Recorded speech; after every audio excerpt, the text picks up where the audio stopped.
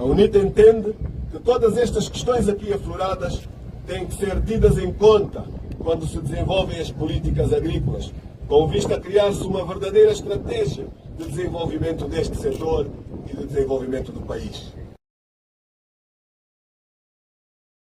Promoção da corrupção. A corrupção é um fenómeno que agudiza os problemas do nosso país. A promoção da corrupção no abuso dos ajustes diretos adotados como modalidade de eleição nos últimos tempos da contratação pública. No primeiro, nomes estão na boca de toda a sociedade. Por isso, não tem sido alentador nem gerador de confiança as sumptuosas e milionárias digressões presidenciais ao estrangeiro em nome de uma suposta diplomacia económica. Apesar da propaganda, sabe-se que a colheita significa os retornos têm sido irrisórios. De um modo geral, os investidores recusam-se a pôr $1 num país onde os tribunais não funcionam e ainda prevalecem as contratações do Estado que saem pela porta do cavalo, ou seja, por via do tráfico de influências. Sobre a saúde dos angolanos. As prioridades do atual governo para o setor da saúde mostram-se totalmente invertidas. Cerca de 60% das verbas do Orçamento Geral do Estado direcionadas para o setor são gastas em hospitais terciários, quando, na verdade, deveriam ser priorizados os cuidados primários de saúde, tal como recomenda a Organização Mundial da Saúde, que preconiza que cerca de 70% das despesas em saúde sejam investidas em atenção primária. Como consequência desta reiterada inversão de prioridades, Angola continua a figurar entre os países com as maiores taxas de mortalidade materna e de crianças menores de 5 anos. Cerca de 200 mulheres em cada 100 mil nascidos vivos morrem anualmente e cerca de 60 crianças em cada 1000 nascidos vivos não chegam a atingir os 5 anos de idade. A maior parte das mulheres termina em morte por existir muito baixa cobertura da assistência à mulher gestante e parto seguro a nível das comunidades. De acordo com dados do Instituto Nacional de Estatística, cerca de 40% das mulheres não beneficiam da assistência médica durante a gestação e no momento do parto. Muitas das crianças não chegam a atingir os 5 anos de idade porque morrem logo ao nascer, por falta de um parto seguro. E as que sobrevivem ao período neonatal enfrentam enormes adversidades lá mais para frente, tais como baixa cobertura vacinal, saneamento do meio deficiente, carência alimentar e falta de assistência médica e medicamentosa precoce a nível das comunidades. Cerca de 40% das crianças em Angola carecem de desnutrição crónica e menos de 60% completa o calendário vacinal até aos 5 anos de idade.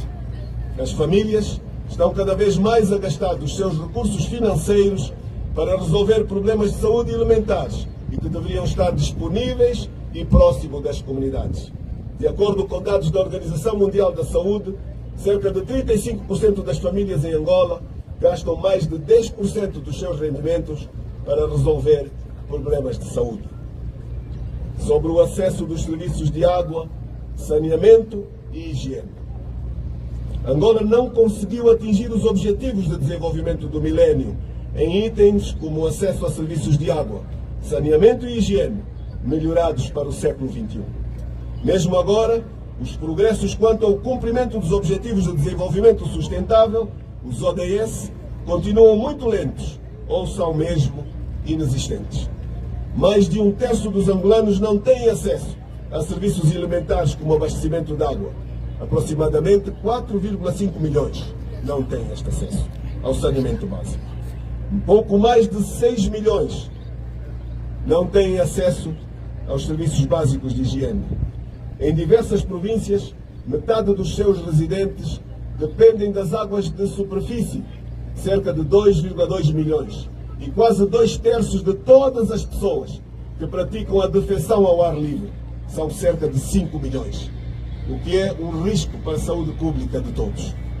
O acesso aos serviços de água, saúde e hospitais nas escolas e a saúde nas escolas e instalações de cuidado de saúde é um grande desafio. pois é globalmente baixo, varia por área e é restringido pelo financiamento limitado e pela falta de formação, entre outros obstáculos. O rácio atual de casas de banho e de latrinas para estudantes é excepcionalmente baixo e contribui para a prática continuada de defecação em ar livre.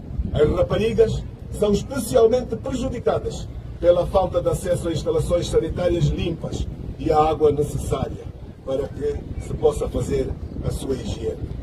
Algumas instalações de cuidados de saúde têm acesso a serviços de água, saneamento e higiene em Angola, mas muitíssimo limitadas.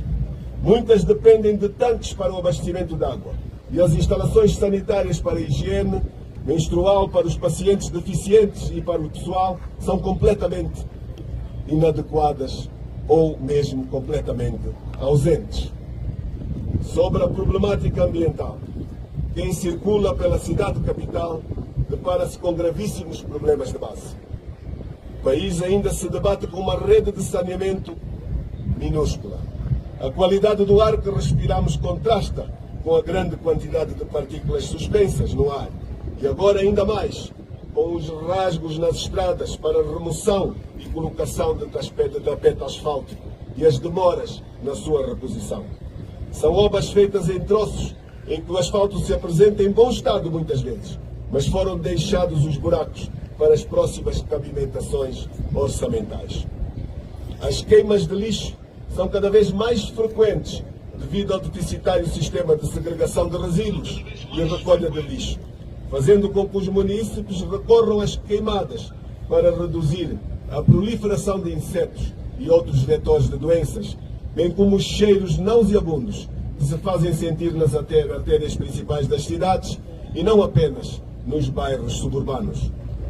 Quem anda pelo interior do país pode constatar que existe um alto índice de queimadas e abate indiscriminado de árvores, fundamentalmente para a produção de carvão vegetal e preparação do solo para a época agrícola e controle de pragas, o que contrasta com os compromissos internacionais assumidos pelo nosso país relativamente à problemática das alterações climáticas e à redução das emissões de gases de efeito estufa. Por que não subvencionar o gás para o sistema de distribuição público em zonas rurais, com a criação de pontos de distribuição e abastecimento de gás, para diminuir a dependência ao carvão vegetal? Sobre a segurança nacional e inserção mundial, reiteramos que Angola vive tempos difíceis e vivem-se tempos conturbados que decorrem da ausência de políticas públicas consistentes que incidam direta e positivamente na vida das pessoas.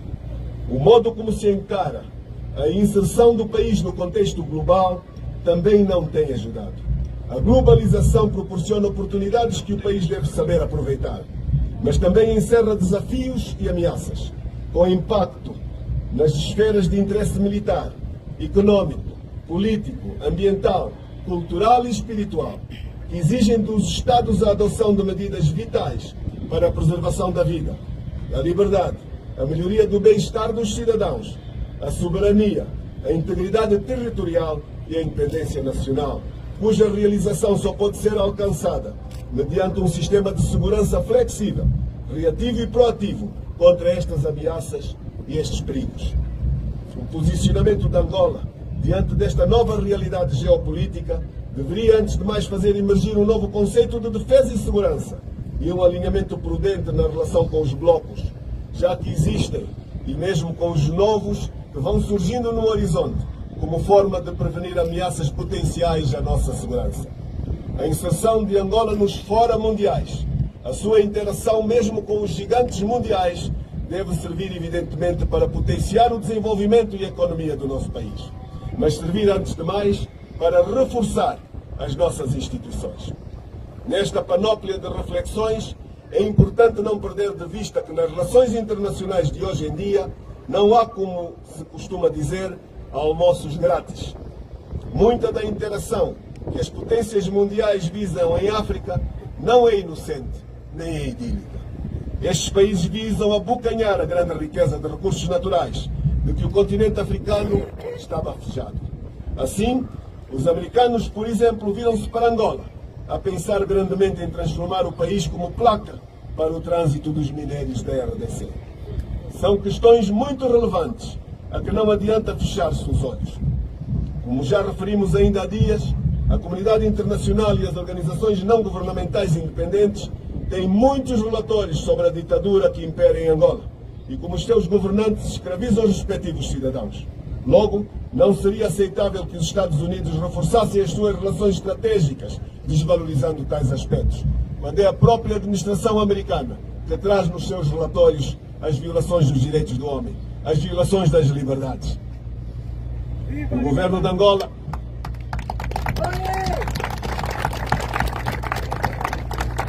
liberdade!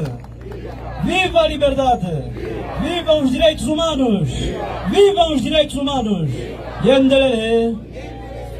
O governo de Angola deve saber que as relações que contam para os angolanos são aquelas que contemplam corredores de dupla via, que permitam ao país escolher dessas relações vantagens em termos de capacitação institucional e granjeamento de know-how, que possam aportar mais-valias tecnológicas para os angolanos e o reforço da sua ainda incipiente democracia.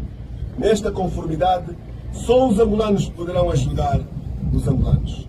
É imperativo que o presidente angolano tenha estas dinâmicas em vista quando concebe a sua estratégia internacional de diplomacia económica. Não deve estar imbuído de uma visão curta e imediatista, que ao invés de livrar o país da teia de subdesenvolvimento, o que na realidade pode suceder é mergulhá-lo ainda mais no ciclo de uma elevada dívida externa, que também pode comprometer a sua segurança nacional. Sobre a democracia, justiça e os direitos humanos. A justiça é um dos principais pilares do Estado democrático e de direito. Mas em Angola não se cumpre esta premissa. Pelo contrário, há uma denegação generalizada da justiça, que cauciona violações sistemáticas dos direitos humanos.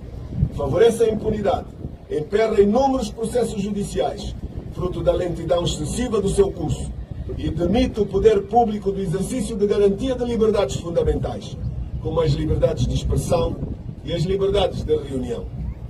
Apesar da pena de morte ter sido abolida em Angola, são recorrentes as denúncias que dão conta da prática de execuções sumárias, não poucas vezes em público, executadas por autênticos esquadrões da morte, que integram frequentemente elementos identificados como sendo das Forças de Defesa e Segurança. Na maior parte dos casos de assassinatos, é patente o envolvimento de agentes de defesa e segurança sobre o silêncio tumular dos órgãos de soberania. Portanto, a situação atual de Angola continua a ser de total subversão do Estado Democrático e de Direito. O último ranking da Freedom House considera Angola como um país não livre e não democrático. Da análise sobre o grau de transparência e liberdade na eleição dos órgãos de soberania, Executivo e Assembleia Nacional, o grau de liberdade e transparência da legislação eleitoral e entidades organizadoras de processos eleitorais, sobre a participação e pluralismo político, sobre a centralização ou descentralização administrativa, liberdades civis, etc. Estas instituições consideram Angola com apenas 28 pontos no cômputo geral e não se encontra classificada como um país democrático e transparente. O Estado continua a não respeitar a independência dos poderes e a inutilizar o sistema de freios e contrapesos, promovendo uma partidarização excessiva das instituições. Dos indicadores que configuram o ranking democrático do mundo, dos 180 países analisados pela Freedom House, em 2023, Angola ocupou o 125º no cômputo geral, que é muito mau. A liberdade de expressão é um dos direitos continuamente violados. A liberdade de manifestação é também continuamente violada. São muito frequentes ainda as ações de intolerância política. Persiste o estado de completa captura da comunicação social. Mas este desequilíbrio e a falta de equalização não se registra apenas em relação aos atores políticos, como são os casos dos partidos políticos. Estende-se igualmente às organizações sindicais e às organizações da sociedade civil. Caros compatriotas, os angolanos não estão satisfeitos com o funcionamento do seu país. há um grande desespero da parte do regime, que procura a sua sobrevivência por via da retração do Estado Democrático e de Direito. Conquistas que já haviam sido alcançadas a este nível têm se evaporado nos últimos anos. A sobrevivência do regime está a ser direcionada pela diminuição das liberdades, o que envolve enormes riscos para a estabilidade de Angola, pois o que conta é a nação e não são os indivíduos. Em resumo, o que acabei longamente por ler e que pretendemos transmitir aos angolanos é que nós precisamos de reformas sérias e, por isso, convidamos os angolanos a não esmorecer. Apelamos a que as forças patrióticas de todas as matizes se juntem em torno de um esforço comum para mudar o estado destas coisas.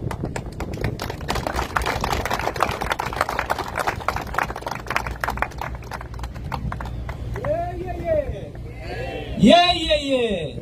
Viva a democracia! Viva a democracia! Yeah, yeah, yeah!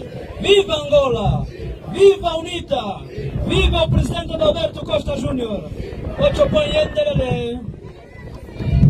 Só unidos e trabalhando todos juntos poderemos mudar o rumo da Angola.